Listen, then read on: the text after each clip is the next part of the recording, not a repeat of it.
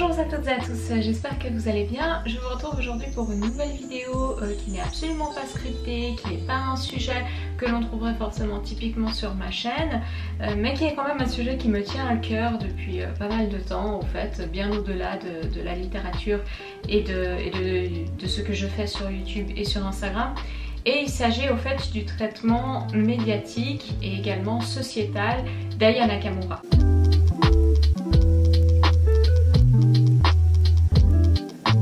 Donc pour ceux et celles qui ne connaîtraient pas, Aya Nakamura est une chanteuse qui fait du R&B avec un peu d'afrobeats dedans, qui depuis plusieurs années, en tout cas depuis 2018 je le crois, est une des chanteuses francophones qui rencontre le plus de succès, donc dans la bulle des Angèle et des PNL etc. Elle est d'ailleurs reconnue également à l'étranger puisque cette année elle devait se produire à Coachella. Ça n'a pas pu se produire à cause de la situation sanitaire bien évidemment, mais on espère pour elle que l'année prochaine ça va pouvoir le faire. Elle a écrit de nombreuses chansons qui sont restées en haut des charts pendant des semaines, comme Jaja et Copine. Elle est justement écoutée en dehors de la France, de la Suisse et de la Belgique. Elle est également reconnue à l'étranger. Et les chansons d'Aya Nakamura, qui sont des chansons qui sont plutôt faites, en tout cas ces grosses chansons, parce que là c'est vraiment ce que je connais de cet artiste, qui sont plutôt des chansons avec un rythme bien prononcé, sur lesquelles on peut danser, sur lesquelles il y a une certaine musique très prenante, incorpore très souvent des paroles de dialectes africains qu'elle va utiliser. Incorpore également des anglicismes par exemple. Aya Nakamura qui est originaire du Mali mais qui a passé la majeure partie de sa vie en banlieue parisienne, en Seine-Saint-Denis, je ne sais plus maintenant dans quelle ville exactement, mais dans ces sphères-là, et donc qui est habituée à une forme du langage qui mélange de l'argot, qui mélange certains mots, des emprunts à certains mots étrangers. Donc on peut par exemple penser au mot Joe, donc D-I-J-O, qui est utilisé notamment dans, je crois que c'est dans Copine, elle dit moi j'ai besoin d'un vrai Joe,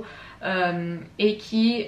vient de l'ivoirien à la base et qui petit à petit se diffuse dans la langue française par mimétisme, et ça c'est bien arrivé, c'est arrivé de nombreuses fois d'ailleurs. Et on reproche très souvent à Aya Nakamura que du fait de son utilisation de la langue, elle parle pas français, de toute façon elle n'est pas française, donc elle n'est pas légitime à représenter la France et la musique française à l'étranger, que c'est des chansons d'analphabètes, que c'est de la sous-culture, que c'est nul, que c'est... Et on va cracher allègrement sur Aya Nakamura. Et au fait, même si ça n'a pas un rapport direct avec la littérature et ce dont je parle normalement sur cette chaîne, c'est quand même un sujet qui me touche puisqu'il a un rapport avec déjà la culture. Comment on classifie la culture, ce qu'on aime beaucoup faire dans une sphère un peu franco-française, la manière aussi dont on utilise la langue et dont la langue se diffuse dans la société, encore une fois dans le contexte particulier de la langue française, puisqu'on a cette méthode très normative de l'Académie française qui ne reflète pas toujours forcément la pratique, et donc c'est plein de sujets différents qui à mon sens sont très importants et dont j'aimerais parler aujourd'hui. Alors tout d'abord, pourquoi est-ce que je pense que Aya Nakamura est tant critiquée par pas seulement les médias en fait, c'est également sur YouTube, c'est qu'on voit qu'elle n'est pas seulement critiquée dans le sens où on va dire une fois celle-ci je peux pas l'écouter donc je vais passer à autre chose, je vais peut-être voir dans les millions et les millions de chansons qui sont disponibles ce que je peux aimer, c'est qu'il y a réellement des gens qui se défoulent sur elle de manière parfois très violente, dès qu'elle fait la moindre erreur, dès qu'elle fait le moindre faux pas, qui vont complètement surjouer ça. Je pense notamment à ce qui s'était passé au Téléthon, qui pour moi est quelque chose d'absolument de pas grave du tout, mais qui a été transformé en un espèce de scandale politique. Alors tout d'abord, du fait de ses origines urbaines, populaires, ça je pense que c'est un facteur, également du fait, pour être très honnête, que c'est une femme noire. Donc d'un côté on a cette forme de classisme qui est bien souvent effacée dans la société française, puisque on aime bien toujours passer par le cadre de l'universalisme et de dire que cela n'existe absolument pas. Et de l'autre côté, on a ce qu'on peut appeler une misogynie noire, qui est un terme qui est apparu relativement récemment, mais qui signifie que d'un côté on a la misogynie, de l'autre on a le racisme, particulièrement le racisme anti-noir, et qu'au fait la façon dont il touche les femmes noires, ça va être lié comme ça, c'est-à-dire qu'on ne peut pas en fait analyser la misogynie dont souffre Aya Nakamura et la séparer du racisme dont elle souffre. Et je pense que c'est à cause de ça notamment qu'on fait d'elle un véritable punching ball médiatique, qu'on se permet de dire absolument tout sur Aya Nakamura, parce qu'il y a cette impression que les femmes noires peuvent tout se prendre, finalement, que tout est permis, qu'il n'y a pas de limite. Et ça, c'est quelque chose que je reconnais énormément avec Aya Nakamura. Elle peut rien faire sans être critiquée, et ça me rend absolument folle. Donc qu'elle fasse une chanson pas du tout sexualisée ou non, la façon dont elle se produit sur scène, le vocabulaire qu'elle utilise, le fait qu'elle parle trop d'hommes dans ses chansons, la façon dont elle parle en public également, elle va être accusée d'être hautaine, elle va être accusée de pas écrire de bons textes, elle va être accusée de tuer la langue française à elle toute seule à travers ses clips. Et ça, je trouve ça fondamentalement important de se rappeler quand même dans la sphère sociétale, dans la société dans laquelle on vit, la façon dont ça va forcément affecter sa carrière. Et je vais faire un parallèle que j'ai pas envie de faire au fait, mais qui est quand même utile, c'est que si on la compare à Angèle, et j'ai rien contre Angèle, j'aime bien les deux, j'aime bien leurs deux chansons, mais si on la compare à Angèle, qui fait aussi des chansons populaires, qui n'a pas des textes que je considère particulièrement supérieurs, pour être parfaitement honnête, à ceux de Nakamura, mais encore une fois ça s'écoute. Angèle est belge, elle n'a pas grandi en France à ce que je sache, contrairement à Aya Nakamura, mais personne ne va aller dire à Angèle qu'elle n'est pas légitime pour représenter la chanson française à l'étranger. Et ça, bien sûr, c'est un problème de la francophonie de manière plus large, c'est-à-dire que l'on incorpore bien volontiers des auteurs blancs, belges et suisses dans la sphère de la francophonie. Les auteurs canadiens, on va leur faire une petite sphère à part, mais bien évidemment que lorsque c'est le français dans des anciennes colonies et que cela reflète le passé colonial de la France, il y a un malaise qui se crée, et donc ça se reflète très bien dans l'affaire dans la façon dont Aya Nakamura est traitée dans les médias, parce que elle ne va jamais être suffisamment légitime au fait. Et ça, c'est des polémiques qui vont bien au-delà d'Aya Nakamura. Donc pour ceux et celles qui se rappellent un petit peu l'ambiance de la sphère politique après 2005, donc après les problématiques dans les banlieues en 2005 liées à des affaires de violence policière, quand même très violentes encore une fois, le gros fautif de tout ça, c'était absolument pas le racisme systémique, absolument pas la pauvreté, la ségrégation sociale, mais c'était le rap. Donc c'était voilà, les rappeurs qui faisaient des chansons très très vilaines quand même, qui incitaient les jeunes à se rébeller contre la société, et c'était vraiment pas chouette au final. Et je crois que c'était bon, j'ai même pas besoin de le citer, au fait c'était Éric Zemmour qui avait dit que le rap est une sous-culture d'analphabètes, ce qui était quand même resté pendant plusieurs années. Et on voit la façon dont la sphère culturelle, qui a pendant longtemps quand même protégé des auteurs qui ont fait des choses bien plus innommables que d'écrire des chansons avec des textes provocateurs. Et dans le cas de Nakamura, encore une fois, c'est différent parce que ces textes sont absolument pas politiques, sont absolument pas provocateurs, mais bref, mais qui vont nous ressortir la création artistique des banlieues, la création artistique faite principalement par des jeunes issus de l'immigration, et qui vont lui attribuer tous les maux, tous les problèmes de société. Donc dans le cas du rap des années 2000, c'était la violence, et dans le cas d'Aya Nakamura, c'était que, oh mon dieu, à cause d'Aya Nakamura, plus personne ne va réussir à lire des textes, qui est absolument un non-sens. Et l'autre côté dont j'avais envie de parler, outre ça, c'est bien évidemment le côté que c'est de la musique populaire, et que dans la sphère française, on aime bien tout classer. Et je suis pas forcément quelqu'un qui est fondamentalement contre ça, à vrai dire. Je pense qu'il y a des auteurs qui méritent d'être reconnus comme classiques. Je lis des classiques. Je pense que si un texte réussit à passer la barre si un texte est encore lu 200 ans après sa publication, il y a quand même une raison. D'ailleurs sur cette chaîne j'aime bien parler de classique, j'ai absolument aucun souci au fait avec la terminologie de classique et de reconnaître qu'il y a certaines choses qui ont une certaine valeur intemporelle, mais les gens qui s'amusent à critiquer Aya Nakamura, qui font des vidéos de 42 minutes sur elle particulièrement, est-ce que c'est des gens qui lisent que des classiques au final? Est-ce que lorsque vous prenez cette position de critiquer la sous-culture, la basse culture, la culture populaire, vous êtes consistant dans cette position et vous vous dites ok, moi je vois les choses en noir et en blanc, il y a la haute culture que moi je mérite qui reflète tellement des valeurs supérieures et qui est fondamentalement intouchable, et puis il y a la basse culture et moi j'écoute jamais de ça, donc ça peut s'appliquer à plein de choses au fait. Est-ce que vous n'écoutez jamais aucune chanson justement R&B? Est-ce que vous écoutez jamais de chansons paillardes ou que vous avez jamais chanté de chansons paillardes, puisque les chansons paillardes c'est une tradition également bien française et certaines chansons paillardes sont une tradition très longue finalement, avec notamment l'utilisation des dialectes locaux de l'époque, des patois. Est-ce que vous ne lisez que de la haute littérature? Donc est-ce que finalement vous pouvez pas prendre un petit livre de littérature contemporaine un peu regarder dedans? Est-ce qu'au niveau des films vous allez regarder que de la nouvelle vague et vous allez jamais regarder un blockbuster américain? Est-ce qu'au niveau de la nourriture vous allez manger que de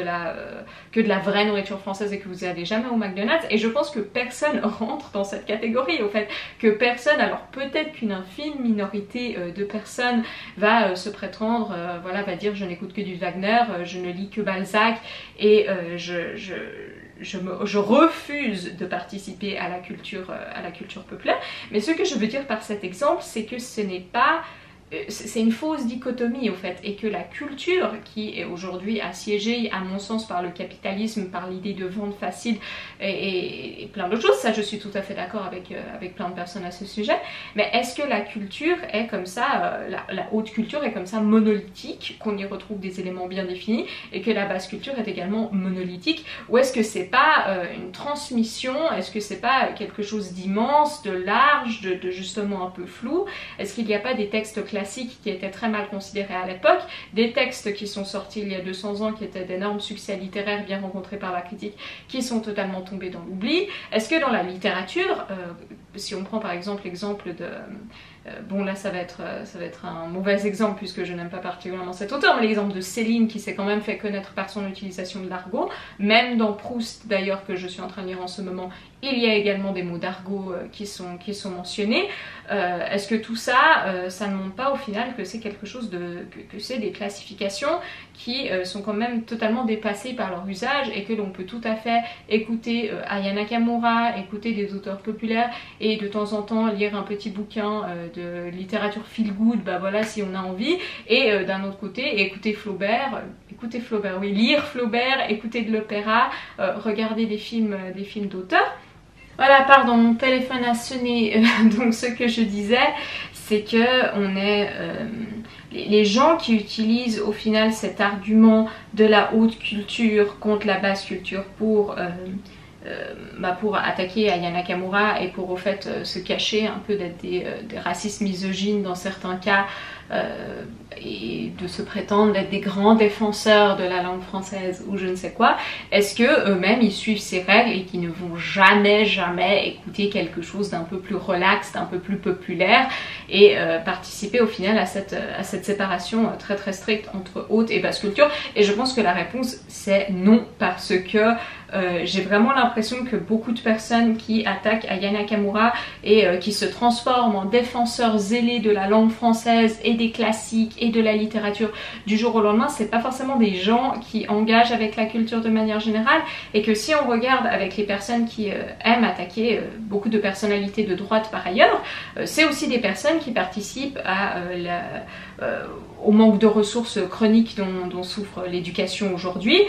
qui vont participer à la dévalorisation des études littéraires, parce que faire des études littéraires c'est bien connu, ça ne sert à rien, c'est totalement biaisé politiquement, et puis vous allez tous être au chômage et ne jamais trouver de travail, et que les profs c'est des gros feignants, et qu'au final analyser un livre, bah on invente juste des choses au fait et il n'y a pas de tradition derrière. Donc ils tiennent ce genre de discours, et puis par contre quand ça les arrange, et quand ça les arrange particulièrement pour attaquer justement une femme noire quand même issue de quartier populaire, et bah ça va être la grande débandade de ce genre d'arguments sans pour autant réfléchir à la consistance de manière plus globale. Et ce que je veux dire aussi, c'est que la musique d'Aya Nakamura, elle m'amène quand même quelque chose. Elle m'amène pas la même chose que lorsque je lis des classiques, parce que c'est justement absolument pas comparable. Comme une lecture aujourd'hui d'Annie Ernaux ou d'Amin Malouf ne m'amène pas la même chose que m'aura amené Flaubert, ne m'amène pas la même chose que m'aura amené Hugo. Et bah une écoute musicale d'Aya Nakamura, c'est aussi un rythme, c'est aussi une ambiance,